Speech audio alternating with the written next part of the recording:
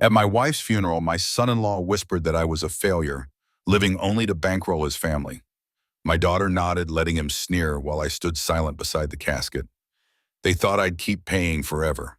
15 years, nearly $1 million. Then I cut them off and watched their perfect life collapse. I'm glad you're here. Follow my story until the end and comment the city you're watching from so I can see how far my story has reached. The mahogany table gleamed beneath candlelight, polished so carefully it reflected the flames as if holding its own private fire. Crystal holders cast gentle flickers across fine china and silverware, illuminating faces flushed with wine and celebration. My daughter, Rachel, had arranged the evening perfectly. She wanted the family to honor her husband's promotion, a step up to regional sales manager. To her, it was a milestone, something worth gathering everyone for. Daniel Hayes, my son-in-law, had claimed the seat at the head of the table, the place he now preferred during family dinners. He swirled the Cabernet in his glass, an expensive bottle I had brought as a gift, before leaning back with the comfort of a man who believed he owned the room. His laughter rang out, sharp and full of pride. "You know, James," he said, raising the glass in my direction, "retirement must be nice. No pressure, no deadlines, no real responsibilities. Just coasting." I set down my fork carefully, letting the prime rib cool on my plate. His words weren't new, but tonight they carried the sharpness of arrogance inflated by success. Around the table, conversation paused. Rachel's bracelet, the one I had given her last Christmas, caught the light as she shifted uneasily in her chair. "It has its moments," I replied evenly, refusing to give him the satisfaction of offense. Daniel smirked. "Don't get me wrong, you had a decent run as an engineer, but that was, what, 40 years ago? A different world. Everything's digital now, fast-paced. It takes younger minds to really succeed." My granddaughter Sophie, only 9, looked up from her chicken. "Grandpa built me a treehouse last summer," she said softly. Daniel reached over and patted her head. "That's sweet, honey. But real men provide through their work. That's what matters." The words stung, not because they were true, but because they dismissed decades of sacrifice. The bridges, roads, and structures still standing from my career. My daughter's face paled. She opened her mouth, perhaps to defend me, but Daniel continued, his confidence swelling. "Now that I'm making real money, 6 figures, mind you, I think it's time for everyone to start pulling their own weight." He gestured toward Rachel. "She's been out of the workforce 4 years, living off, well, let's call it family charity. Maybe it's time she rejoined the real world." Rachel's hands trembled as she reached for her glass. She knew what I knew. Their entire lifestyle was stitched together with my quiet support. The mortgage, the cars, the private school uniforms waiting in the mudroom, even the kitchen renovation, they all bore my fingerprints, though no one outside this table would guess it. Ethan, my 12-year-old grandson, sensed the tension. "Are we in trouble, Dad?" he asked quietly. Daniel placed a hand on his son's shoulder. "No, son, but it's important to know the difference between earners and dependents, between providers and those who've stopped trying." He locked his eyes on me as he spoke, savoring the insult. Silence spread across the table like smoke. Rachel's nervous laugh broke it for a moment, but Daniel pressed on. His wine-fueled arrogance gave him no pause. "When was the last time you actually contributed something meaningful, James? When did you last feel the satisfaction of earning instead of just existing?" Rachel gasped. Ethan's fork clattered against his plate. Sophie's eyes brimmed with tears. Yet I remained calm, my face a mask of control carved over decades of responsibility. I lifted my glass of water, took a slow sip, and placed it down with deliberate care. "How does it feel, Daniel?" I asked, my voice steady. "To know this failure will no longer be paying your bills?" The words cut sharper than any blade. Daniel's face drained of color, the wine courage evaporating in an instant. Rachel's hand flew to her mouth, her eyes wide with disbelief. The children looked from parent to grandparent, too young to untangle the adult battlefield suddenly laid before them. I returned to my plate, slicing the prime rib as if nothing had shifted, though everything had. No one spoke. Outside, darkness settled across the quiet suburban street, a neighbor's dog barking in the distance. The candles flickered, their flames trembling like the fragile silence choking the room. After what felt like an eternity, I set my utensils down, dabbed my lips with a linen napkin, and rose from my chair. Leaning down, I kissed Sophie on the forehead and placed a hand on Ethan's shoulder. "Thank you for dinner, Rachel," I said gently. "It was delicious." She nodded, her face pale, eyes full of unspoken questions. I walked to the front hall, retrieved my coat, and stepped out into the cool March evening. Behind me, the table remained frozen, their stunned silence echoing in my ears as I closed the door. The night air filled my lungs, brisk and clear. For 15 years, I had carried their burdens quietly, never asking for thanks, never demanding recognition. Tonight, I had finally placed that weight back where it belonged. As I walked to my car, shadows stretched long across the pavement, reaching toward me like the past unwilling to let go. But I knew one thing with absolute certainty: the era of silent sacrifice had ended. What would come next would shake the very foundation of our family. The drive home that night passed in absolute silence. The hum of the tires, the only sound marking the distance between me and the family I had just left behind. My hands remained steady on the wheel, though inside me, a storm raged, one I had suppressed for far too long.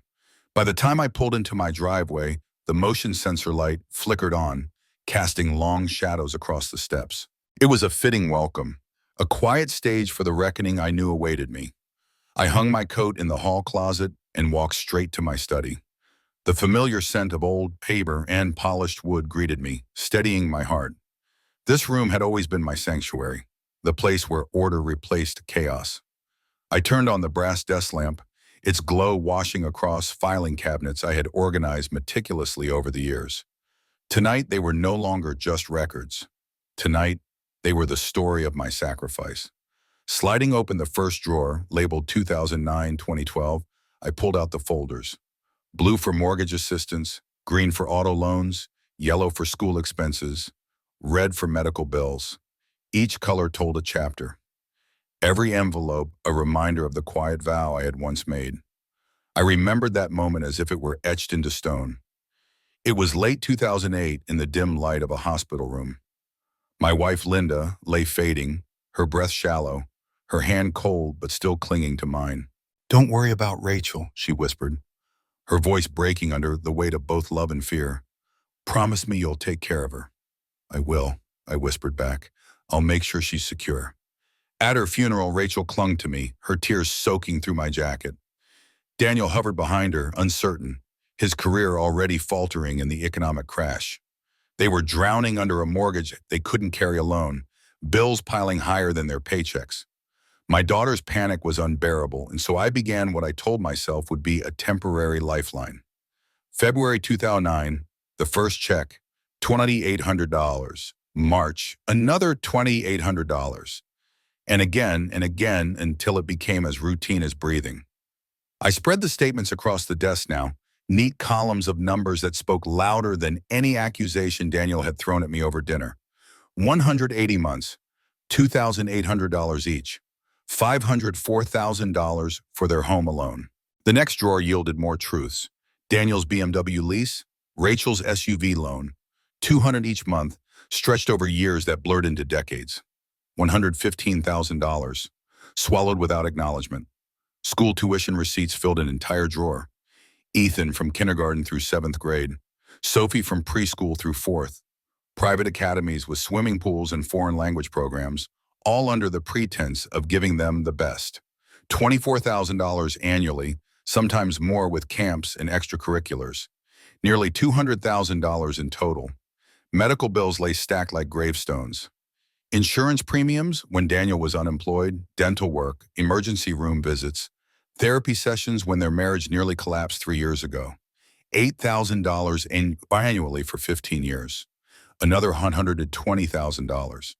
Vacations hid behind insurance papers, tucked away like guilty secrets. Disney World, the European cruise, ski trips in Aspen. $45,000 spent on memories they displayed proudly on social media, never once mentioning who had made them possible. I leaned back in my chair, the leather creaking under my weight. The calculator's digits glowed in the lamplight. The total, $976,200, nearly $1 million. For the first time since Linda's death, I allowed myself to feel the full gravity of my promise. I had kept it, line by line, check by check. I had kept Rachel and her children secure. But somewhere along the years, gratitude had evaporated, replaced by expectation. My help had ceased to be a gift and become an entitlement. I opened another folder, this one holding my own statements, my sacrifices. The modest two-bedroom home I had chosen instead of the lakefront dream Linda and I once imagined. The 15-year-old truck still parked in the garage while Daniel drove luxury cars. The travel brochures I had collected but never used, each one abandoned because Rachel's needs always came first. The hobbies I had set aside, the invitations I had declined, the woman from church I had never pursued because I was always too busy helping family. I had given away nearly $1 million. In return, I had lost pieces of my own life that could never be reclaimed. At 10:30 that night, I picked up my phone. Tomorrow, I would begin dismantling the architecture of dependency I had built. Automatic payments, scheduled transfers, quiet lifelines, I would cancel them all. For once, I would not be the silent benefactor, the invisible provider. I would be a man reclaiming the dignity he had spent 15 years giving away. When I finally turned off the lamp and closed the study door, the house seemed to breathe differently. The silence no longer pressed down on me. It expanded, full of possibilities I had long buried. Outside, the March night lay cool and steady. For the first time in years, I felt something stirring within me. Not anger, not regret, but resolve. Tomorrow, the world would change. And for once, it would not be me who bore the weight. Rachel's voice came through the phone early the next morning, tight with confusion. "Dad, something strange happened with the mortgage payment. The bank called. They said the funds weren't there." Her words trembled as if she couldn't quite believe them. For 15 years, she had lived in a world where her bills vanished like mist in the sun, absorbed quietly by my accounts. Now reality had finally arrived at her doorstep. "That's correct," I said evenly. "I stopped the payments." Silence stretched across the line, taut and sharp. Then her voice rose, climbing half an octave. "What do you mean you stopped? You can't just... Dad, the mortgage, the insurance, the kids' school, all canceled as of this morning." Her breath quickened. "This isn't funny. We'll lose the house. Then you and Daniel will need to find a way to pay for it yourselves."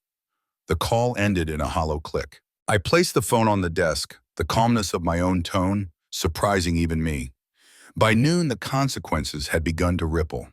Daniel's BMW lease company left a voicemail about a missed $650 payment. Rachel's SUV loan bounced with a penalty. Insurance lapsed by mid-afternoon. Each notification arrived like dominoes falling in perfect rhythm. At 12:23, Rachel called again, her voice thinner, frayed at the edges. "Dad, please, I don't understand. The school called, the insurance company, even the electric company. They're all saying the payments were declined. Did you..." She faltered, her voice dropping into disbelief. "Did you cancel them?" "Yes." "Your accounts?" she whispered. "All these years, it was your accounts." "Did you think the money came from thin air, Rachel?" Her silence felt like a stone dropped into a well, echoing into depths she had never dared to consider. Then a faint protest. "But we never asked you to." "You never asked because you never had to." "I simply did it." Her words broke into fragments. We can't afford..." She cut herself off, unable to finish. At 12:31, the phone rang again. This time, Daniel's voice carried forced authority. "James, whatever game you're playing stops now. You can't just destroy our family because your feelings got hurt over dinner." "No game," I said, calm as stone. "Just reality. You can't cut us off like this. It's financial abandonment. There are legal obligations, verbal contracts. Show me the contract where I agreed to pay your bills forever." He hesitated, and I could hear his breath falter. Then he tried another angle. "Think about Rachel. Think about what Linda would want." I had expected that weapon. The name of my late wife hung in the air like a cold wind. "I promised to help until you got stable," I said firmly. 15 years later, you're less stable than when I began." Silence answered me, longer this time, heavier. I could almost hear his pride cracking under the weight of truth. By the end of the day, I had spoken with every bank, every utility, every automatic payment department. Each call dismantled a pillar of their dependency. My notebook filled with confirmation numbers, neat columns of proof that the structure was gone. The following morning, the storm began to spill into the community. At Murphy's bar, Daniel tried to spin a story. Dave, my old friend, called me that evening. He's saying you cut them off without warning, that you're punishing the grandchildren. I set down my coffee cup. Did he mention the 976 and 200 I've given them? There was a pause. Nearly $1 million? Dave's voice lowered to a whistle. People are going to start asking questions. And they did. By Tuesday, Rachel's Aunt Janet phoned me in tears. Rachel says you've abandoned them in their greatest need. The children don't understand why Grandpa doesn't love them anymore. Did she mention the mortgage payments? The cars? The schools? The vacations? Nearly $1 million across 15 years? The line fell into stunned silence. That afternoon, my phone rang again. A small, hesitant voice floated through. Grandpa, Mommy says we might lose our house because you don't want to help us anymore. Did we do something wrong? It was Sophie. My heart twisted, but my voice stayed gentle. You did nothing wrong, sweetheart. Would you like me to take you for ice cream? There was a pause, then her careful reply. Mommy said you might say no to everything now. I swallowed hard. I never say no to ice cream with my granddaughter.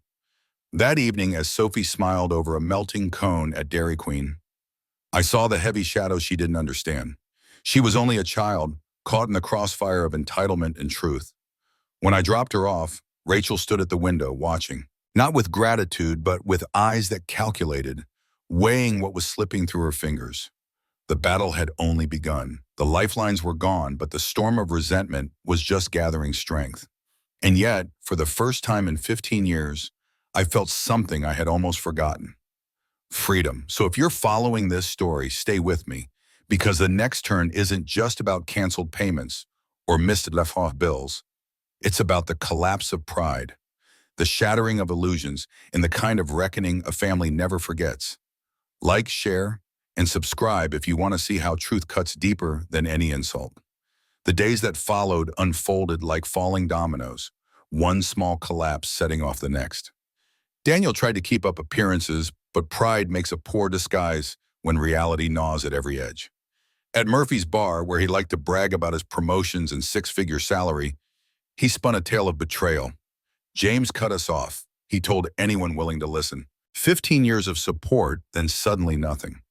He's forcing the kids out of private school, threatening to ruin their lives out of spite.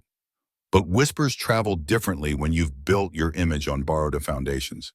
My neighbor Dave was there that night. He called me the next morning, his voice carrying a mix of disbelief and quiet anger. He made it sound like you're punishing the children, Dave said, but people are starting to ask questions. Bill Henderson was there, the guy who sold them the BM. He remembered you co-signing the lease. When Daniel started bragging, Bill reminded everyone you were the one who made it possible. The bar went quiet real fast. Truth has a way of peeling through layers of arrogance. Meanwhile, Rachel turned to family for sympathy. My late wife's sister, Janet, phoned me in tears. James, she said, Rachel says you've abandoned them in their darkest hour. She cried to me last night. The children don't understand why their grandfather doesn't love them anymore. I closed my eyes, letting her words settle before responding. Did she mention the 930,000 I've given them over 15 years? Mortgage payments, car loans, tuition, medical bills, vacations, all of it documented. Janet's silence stretched long enough to tell me everything. When she finally spoke, her voice was faint. Nearly $1 million? That can't be true. It is, I said quietly, and I have records for every penny. Her breath caught. She never told me. Of course Rachel hadn't. To admit the truth would mean admitting that their perfect image, successful careers, polished children, luxury cars, was built not on their effort but on my sacrifice.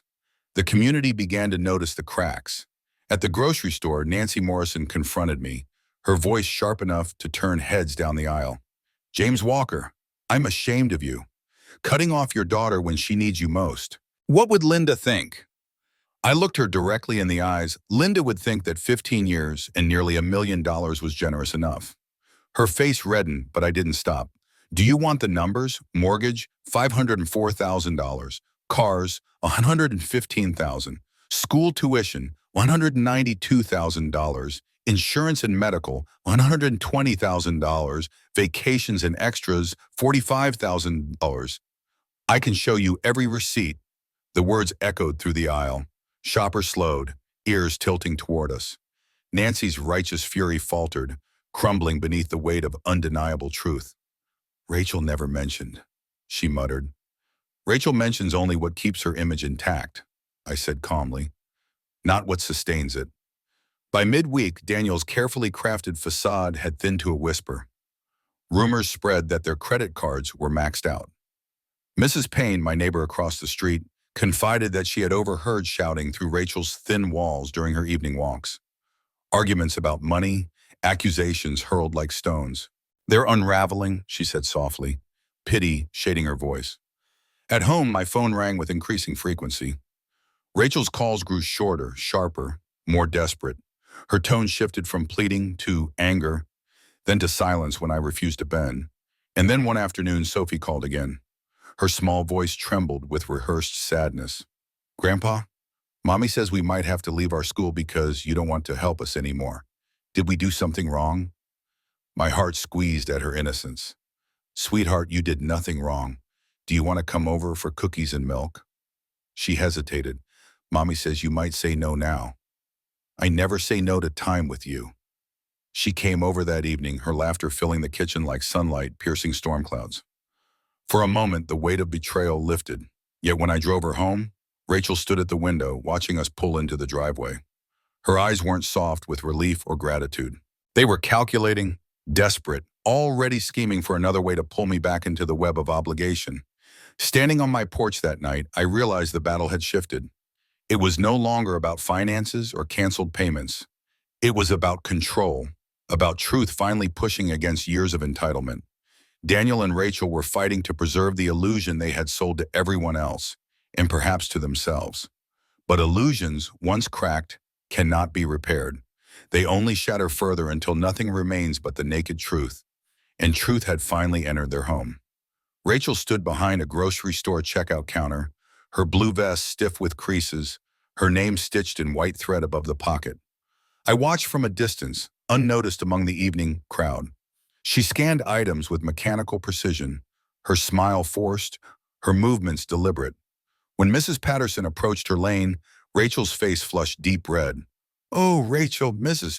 Patterson said kindly, though her voice carried just enough volume to reach the next line. "I didn't know you were working here." Rachel didn't look up. "Started Monday," she replied quickly, her voice flat. "Paper or plastic?" Her hands moved faster as though speed could erase humiliation. I saw the slump in her shoulders, the exhaustion etched into the lines of her face. She had spent 15 years believing herself above such work, wrapped in the comfort of my quiet generosity. Now, under the fluorescent lights of the grocery store, reality stripped away her illusions. Her shift ended at 6. Through the window, I watched her step into the cold evening, sliding behind the wheel of the 10-year-old Honda that had replaced Daniel's BMW. She gripped the steering wheel like it was the last stable thing in her world. That night, the phone rang. It was Ethan, his voice hushed but urgent. "Grandpa, Mom and Dad are fighting again." Really loud this time. My chest tightened. "What about, buddy?" "Money. Dad said Mom's job doesn't pay enough to matter. Mom said Dad never made enough either. Then they said mean things about you." His voice cracked. "Did you ruin everything on purpose?" I closed my eyes, forcing calm into my tone. "No, Ethan. I didn't ruin anything. I'm just letting your parents figure things out for themselves." The silence on the line was heavy. Then softer, he whispered, "Mom started crying. She said maybe they ruined it themselves." The truth was seeping through the cracks, even into the minds of children. Days passed, each bringing new signs of unraveling. Through the thin walls of their house, neighbors overheard arguments. Rachel accused Daniel of pride, of arrogance, of dragging them into ruin. Daniel shouted back that she had grown too comfortable relying on her father's wallet. Doors slammed, voices echoed down the street, their perfect image dissolving into something raw and ugly. One afternoon, Sophie visited me, her usual cheer dimmed by worry. She sat at my kitchen table with cookies and milk, her small hands fidgeting. "Grandpa, why is everything different now?" she asked, her voice fragile. I leaned closer. "What feels different, sweetheart? Mom's always tired and Dad's angry about everything. They talk about losing the house. Tommy heard them say we might have to change schools." Her lips trembled. "I feel scared." My heart ached at her innocence. "It's okay to feel scared," I said gently, "but you're not alone. I'll always be here for you." She hesitated, then whispered, "I think they should have said thank you more." Children have a way of cutting to the core, their honesty sharper than any adult's pride. By Friday evening, the inevitable came. My doorbell rang, and there stood Daniel, alone. His pressed shirt was wrinkled, his tie loosened, exhaustion etched into the lines of his face. For the first time in years, his corporate confidence had deserted him. "James," he said quietly, "I need to talk. Just the two of us, man to man." I stepped aside and let him in. He sank into the living room chair, clasping his hands between his knees. "The foreclosure is real," he admitted. 30 days. Rachel's working 40 hours a week for $13.50 an hour. After taxes, that's maybe $1,100 a month. I bring home about $5,800. The mortgage alone is $2,875. His voice cracked. "We can't make it work. Not even close. We never could we? Not without you." "No," I said evenly. "You never could." He lowered his head, his voice fraying. "I've been thinking about what you said, about earning respect instead of inheriting it. I never earned anything, did I? The house, the cars, the schools, none of it was mine." For a moment, silence hung between us, heavy with truths he could no longer deny. "What do you want from me, Daniel?" I asked at last. His eyes lifted, haunted but searching. "I want to know if there's a way back. Not back to how things were, but forward, to something better." Outside, the street lights flickered on, their glow spilling across the quiet neighborhood. Inside my home, the man who had mocked me as a failure now sat stripped of pride, desperate for guidance. This was not revenge. This was consequence. And perhaps, just perhaps, it was the first fragile step toward change. So stay with me, because the cracks in Daniel's perfect image have become fractures. And soon what has been buried under arrogance and entitlement will come crashing down. Like, share, and subscribe if you want to see how pride breaks and what rises from its ashes. Saturday afternoon brought Rachel to my doorstep. She wore her grocery store vest, the fabric wrinkled from a long shift, her eyes red from exhaustion and tears. She looked smaller than I had ever seen her, not the entitled daughter who once demanded I restore her lifestyle, but the frightened young woman I remembered from Linda's funeral years ago. "Dad, please," she whispered, clutching her purse like a lifeline. "We need to talk about Ethan and Sophie." I stepped aside and guided her into the living room. She collapsed into the same chair Daniel had sat in the night before, pulling off her name tag with trembling hands. 4 days, she said softly. 4 days until they complete the foreclosure. Ethan keeps asking if we're really going to lose the house. Sophie had nightmares last night about moving to a strange place. Her voice cracked. "I can't calm them anymore." "What do you want from me, Rachel?" I asked. She lifted her eyes, filled with raw desperation. "I want stability for my children. I want them to finish the school year with their friends. I want Sophie to sleep through the night without crying about leaving her bedroom. I'll do anything, Dad. Anything." Her words hung in the air, heavier than any plea she had spoken before. "I've been working 40 hours a week," she continued, her voice breaking, canning groceries for people I used to sit beside at school events. Yesterday, Mrs. Henderson came through my line and asked why I was working there. I wanted to disappear, but I didn't. I smiled and asked, "Paper or plastic?" Because now I finally understand what work means, what earning means, what you've been trying to teach us. She wiped her nose with a crumpled tissue, her shoulders sagging with defeat. "Daniel told me about your conversation last night. He said you asked if there was a way forward. Please, is there?" "There might be," I said quickly. I said carefully, "but it requires changes neither of you have ever made." Tell me, she whispered. I'll cover Ethan and Sophie's tuition directly to Centura Academy. I'll pay for their clothing, medical experiences, sports activities, music lessons, and I'll establish college funds for both. But I will not pay your mortgage, your car payments, your insurance, or any lifestyle expenses. From now on, you and Daniel live within your means. Period. Rachel's face brightened with the first spark of hope I had seen in weeks. But I wasn't finished. There's more, I continued. I want public acknowledgement of the 15 years and $976,000 I provided. I want sincere apologies, not whispered in private when desperation strikes, but spoken openly to the community you deceived. Her expression crumbled. Dad, Daniel will never agree to that. His pride is worth more to him than his children's stability, I interrupted. She fell silent, processing the truth.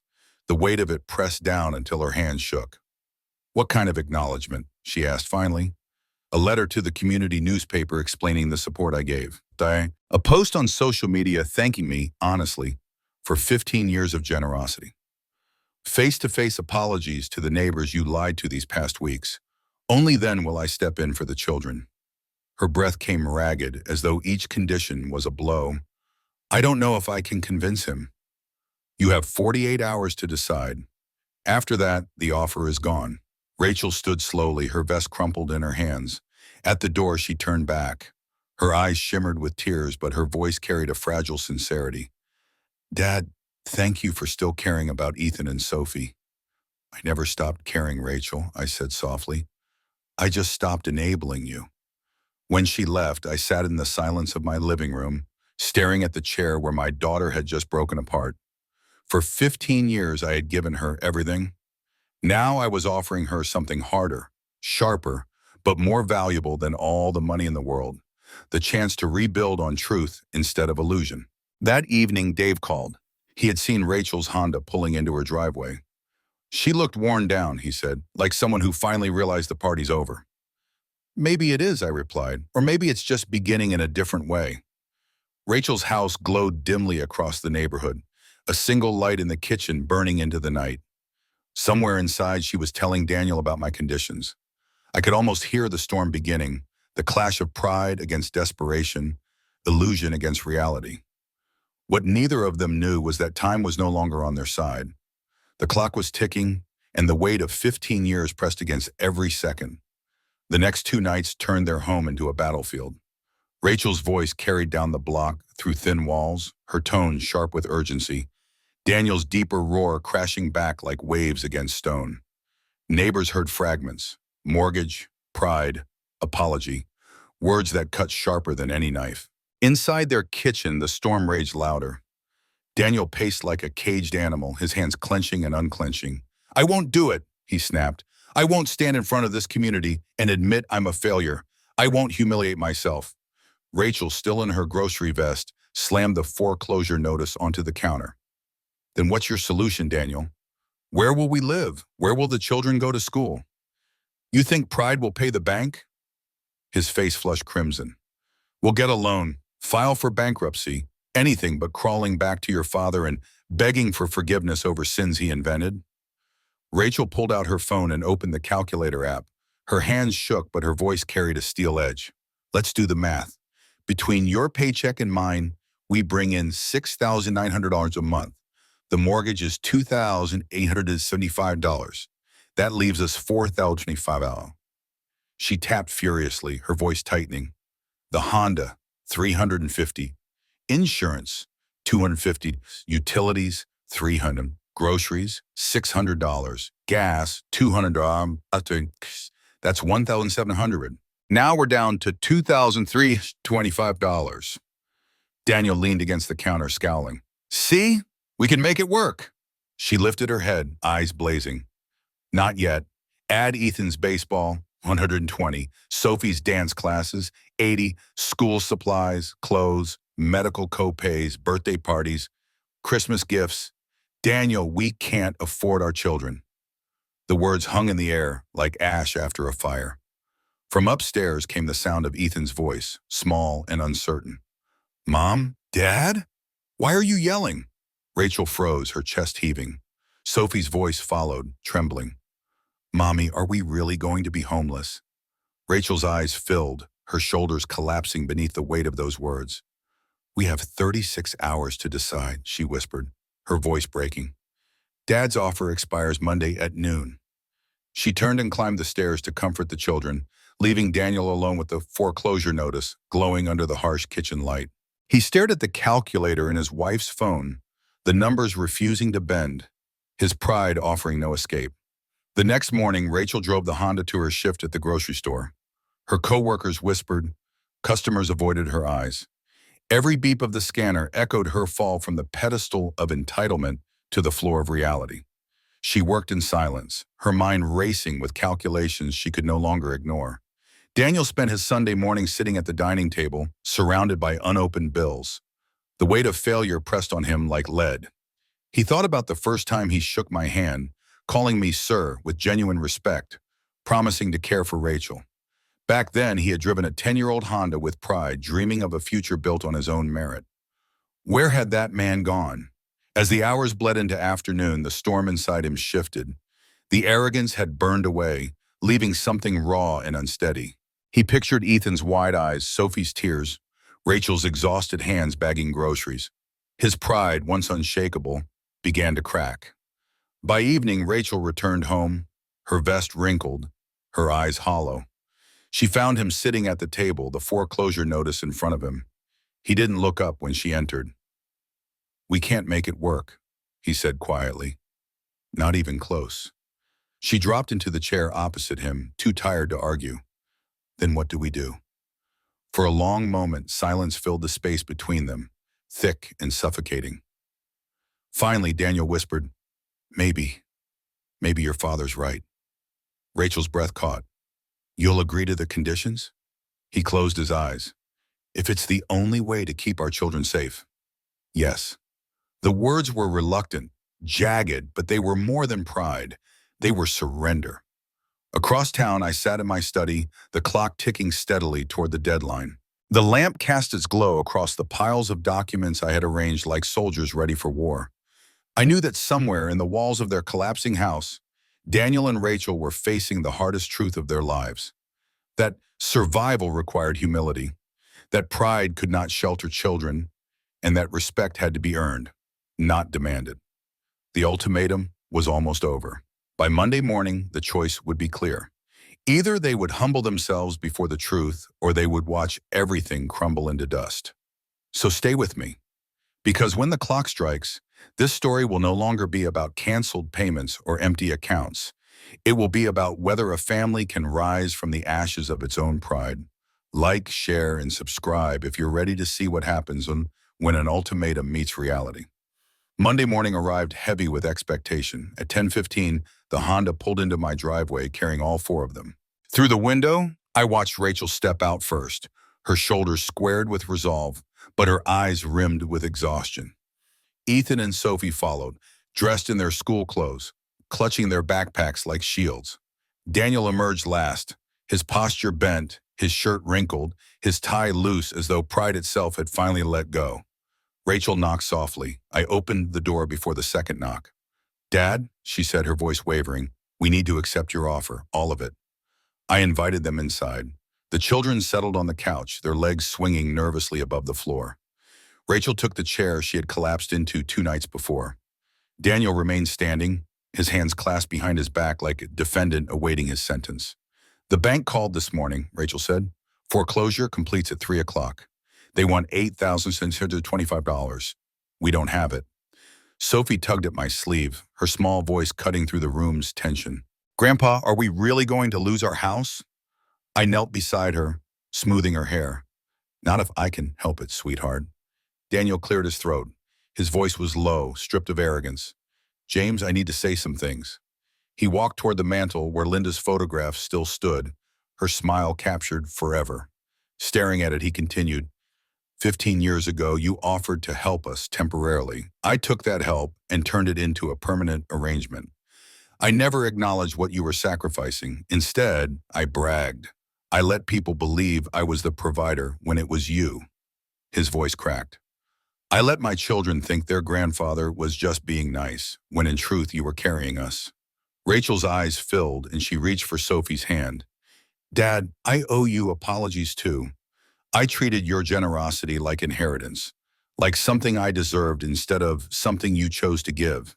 You paid our mortgage, our cars, the kids' schools, medical bills, vacations, everything. And I acted as though it was nothing. Ethan looked up, his eyes wide. Grandpa paid for my baseball? For everything? Yes, Rachel said quietly. Almost $1 million over 15 years. The words lingered like smoke. Sophie blinked, confused. Why didn't you tell us? Rachel bowed her head. Because we were ashamed. Not of his help, but of how we acted like we didn't need it. I leaned forward, steady. If I help you keep the house today, things must change. I will cover Ethan and Sophie's tuition directly to Centura Academy. I will handle their medical expenses, clothing, sports, and music lessons. I'll establish college funds for both, but I will not pay your mortgage, car payments, or insurance. You will live on what you earn. Daniel nodded slowly, his face solemn. We understand. There's more, I continued. I want public acknowledgement. A letter to the community newspaper thanking me for 15 years of support. A social media post, honest, humble, expressing gratitude. And face-to-face apologies to the neighbors you lied to. This week, before Saturday. Rachel's lips parted, her eyes glistening. We'll do it, she whispered. Daniel's jaw tightened, but after a long pause, he nodded too. His voice was quiet, but it carried the weight of surrender. What else, Monthly family dinners here, I said. Not to review your finances, but to rebuild this family on respect, not entitlement. I rose, walked to my desk, and pulled out my checkbook. The room fell silent, except for the scratch of my pen. I'll call First National and arrange an emergency payment, but this will be the last mortgage payment I ever make for you. After today, you sink or swim on your own income. Rachel's tears spilled freely now, soaking her hands as she clasped them together. Ethan and Sophie huddled closer to her, sensing a storm lifting at last. As I dialed the bank, Sophie whispered to her mother, Are we going to be okay now? Rachel pulled her daughter close, pressing her forehead to hers. Yes, sweetheart, she murmured. We're going to be just fine. For the first time in 15 years, I believed her. The call to the bank took 12 minutes. When I hung up, the payment was confirmed, the foreclosure delayed. Relief flooded the room like sunlight breaking through storm clouds, but the relief was tempered by truth. They knew the conditions, and so did I. This was not rescue without strings. This was a lifeline tied tightly to humility, respect, and gratitude. Daniel looked at me, his voice quiet, almost reverent. Thank you. It was the first time in years those words sounded genuine. I studied his face, the pride stripped away, leaving only a man who had been humbled by his own failures. For the first time, I wondered if change was possible. Not for my sake, but for the sake of the children watching every move. Outside, the afternoon sun brightened the street, the neighborhood quiet and unaware of the reckoning taking place within these walls. But soon, they would know. The letters, the apologies, the acknowledgement would come, and with them, perhaps, a restoration more powerful than money had ever purchased. 3 months later, on a warm June afternoon, the Honda pulled into my driveway at exactly 2 o'clock. Punctuality was new for them. I stood at the window, watching as Rachel stepped out first, no longer hunched under the weight of shame, but walking with a steadier stride. Daniel followed, carrying a folder under his arm, his tie neatly knotted, his expression respectful instead of defiant. Ethan and Sophie bounded ahead, their laughter spilling across the yard like sunlight. Grandpa! Sophie shouted, racing toward me in her soccer uniform, grass stains on her knees, a medal gleaming around her neck. She jumped into my arms, her joy untarnished by the hardships that had nearly dismantled her family. Look what I won at the tournament, she said breathlessly. I smiled, holding her close. That's wonderful, sweetheart. Tell me about the winning goal. While she rattled off details with boundless energy, Ethan pulled out his report card, straight A's across the page, with a handwritten note from his teacher praising his attitude and focus. His face glowed with pride, not the borrowed pride of possessions, but the earned pride of effort. Inside, Rachel laid a manila folder on my coffee table. "Dad," she said, her voice steady, "here's this month's budget review. We're covering the mortgage, utilities, groceries, and the car payment entirely from our salaries. We even started a small emergency fund." I flipped through the papers. The neat columns of figures, a quiet testament to discipline, finally learned. Rachel watched me with cautious hope, and when I nodded in approval, relief softened her features. Daniel sat forward, his tone humble but sure. "James, I wanted to ask your advice. The regional director position might open next quarter. More responsibility, more travel, better pay. I wanted to make sure Rachel and I could handle the children's schedules if I take it." For the first time, his question wasn't about money he wanted from me. It was about wisdom he hoped to learn. I pulled out my own folder, organized as always. Ethan's soccer league fees paid directly to Colorado Youth Sports. Sophie's piano lessons, handled through Mountain Music Academy. Their dental checkups scheduled for next month, already covered under my plan. Every detail of their well-being accounted for, each record precise. Rachel's eyes brimmed with quiet gratitude. "Dad, I can't thank you enough for keeping their lives stable while we figured out how to become actual adults." Daniel nodded. "We completed the community service hours Judge Martinez assigned after our public apology letters. Volunteering at the food bank opened our eyes. We met families truly struggling, people who weren't living beyond their means like we were. It changed us." Sophie tugged on my sleeve. "Grandpa, can we show you the thank you cards we made?" They produced construction paper creations, decorated with glitter and crayon. Ethan's read, "Thank you for taking care of us, even when Mom and Dad forgot to say please." Sophie's was simpler, a child's unfiltered truth. "I love you, Grandpa. You're the best." The words hit deeper than any apology from adults. They weren't rehearsed, weren't demanded. They were real. Rachel spoke again, quieter this time. "Daniel and I have been talking about downsizing, maybe in 2 years when we've saved more. A smaller house we can afford without help. Not because we don't appreciate what you've done for the kids, but because we finally respect it." "That sounds like good planning," I said. Daniel met my eyes. "We want to prove we can stand on our own, to show the children what responsibility really looks like." As the afternoon wore on, we shared coffee and conversation. No demands, no entitlement, only the kind of talk families should have, about children's dreams, about hope, about futures built on effort. When it was time for them to leave, Ethan lingered behind, his face thoughtful. "Grandpa," he asked, "are you proud of us now?" I looked around the room, at Rachel, who had finally learned the value of work, at Daniel, who had swallowed his pride for the sake of his children, at Sophie and Ethan, who had discovered gratitude in its purest form. "Yes, Ethan," I said softly, "I'm very proud of all of you." We walked to the car together. Sophie slipped her hand into mine as they climbed into the Honda. No longer a symbol of failure, but of reality embraced. Watching them drive away, I felt Linda's presence beside me. She would have been proud too, not of the money spent or the sacrifices made, but of the family reborn through respect and humility. The revenge I once thought I sought had never truly been about punishment. It was about transformation. And sometimes the sweetest justice is not seeing others fall, but watching them rise from the ruins of their own mistakes. So if this story has moved you, if it has made you think about pride, family, or the quiet cost of sacrifice, then let it stay with you. Like this story, share it, and subscribe to follow more journeys where truth breaks illusions and love rebuilds what entitlement tried to destroy.